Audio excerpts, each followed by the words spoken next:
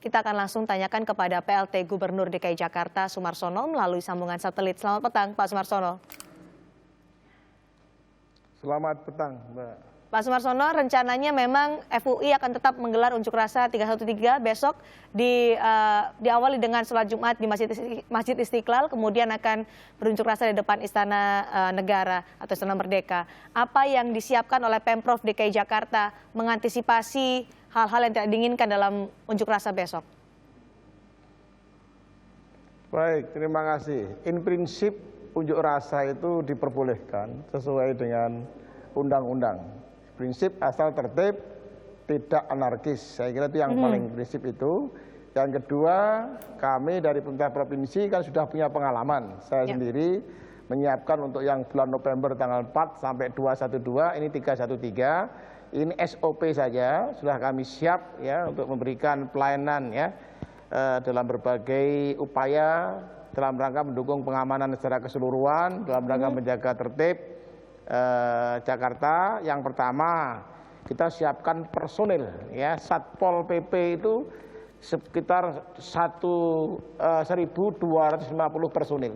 Itu sudah kami siapkan di semua titik dan sudah kami koordinasikan dengan Kapolda. Kemudian Dishub untuk menata jangan sampai ada kemacetan dan supaya lalu lintasnya lancar sekitar 180 personil. Dilengkapi dengan juga damkar 50 personil plus beberapa mobil damkar yang dibutuhkan, ambulan saya kira 19 plus dokter dan perawat sekitar 50. Ini on call saja, ketika dibutuhkan kami siap supply berapa mobil yang dibutuhkan sesuai dengan kebutuhan yang dikoordinir oleh Bapak Kapolda. Jadi in prinsip kami sudah siap ya untuk 313 ini dalam kerangka pengamanan, menjaga ketentraman dan ketertiban unjuk rasa yang digelar besok.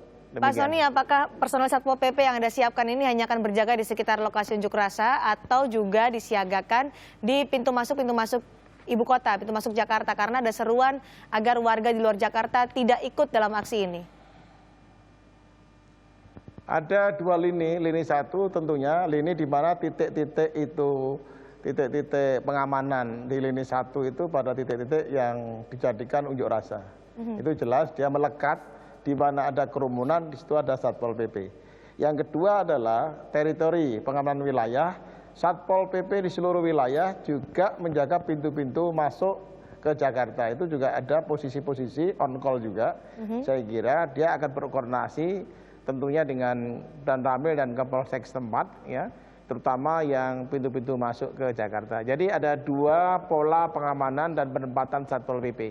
Kami siapkan demikian juga posisi pengamanan yang lain lalu lintas itu malah menyebar. Semua jalur menuju Istiqlal, Monas, dari pintu masuk ke Jakarta hingga sampai kepada cabang-cabangnya ke dalam kawasan-kawasan Monas, itu semua sudah kita tempatkan juga pegawai Dishub untuk siap mengamankan semuanya dan menjaga ketertiban dalam berlalu lintas. Demikian. Anda tadi menyebutkan akan standby on call, kemudian akan bekerja sama dengan pihak kepolisian dalam hal ini Polda Metro Jaya. Saya juga mengutip pernyataan dari Pemprov DKI Jakarta menunggu komando dari Polda Metro Jaya. Komando seperti apa yang akan nanti dikoordinasikan oleh Pemprov DKI Jakarta dan Polda Metro Jaya, Pak Soni? Dalam pengamanan ini komando. Jadi komando dalam konteks ini, konteks koordinasi, misalnya sebuah kekuatan harus digeser ke dalam titik ordinat tertentu, misalnya dalam bahasa pengamanan adalah begitu. Maka kita akan geser seperlunya, sesuainya. Jadi misalkan ketika ada terjadi apa-apa, ambulan geser ke sana kita juga siap. Jadi pergeseran pasukan ini itu sebenarnya komando gerakannya di Kapolda Metro Jaya. Itu pengertian komando di dalam gerakan di lapangan untuk pengamanan, karena semua potret situasi lapangan tentunya Pak Kapolda yang juga akan lebih mengetahui dan supaya sinergi dengan aparat keamanan yang lainnya. Karena yang dikerahkan di Polri sendiri ada 25.000 personil, ditambah 37 SSK Brimob, itu berarti 3.700-an pasukan. Jadi wajar kalau kemudian penguasaan wilayahnya ada di Pak Kapolda sesuai dengan tugas pokok dan fungsinya. Saya kira itu in prinsip kami menjadi subordinatnya saja, tapi kami dengan Kapolda tetap komunikasi, termasuk dengan Pangdam dan TNI berada di pengamanan di paling belakang untuk siap siaga kapanpun dibutuhkan. Demikian. Pak Soni, sebagai Anda dalam tanda kutip adalah tuan rumah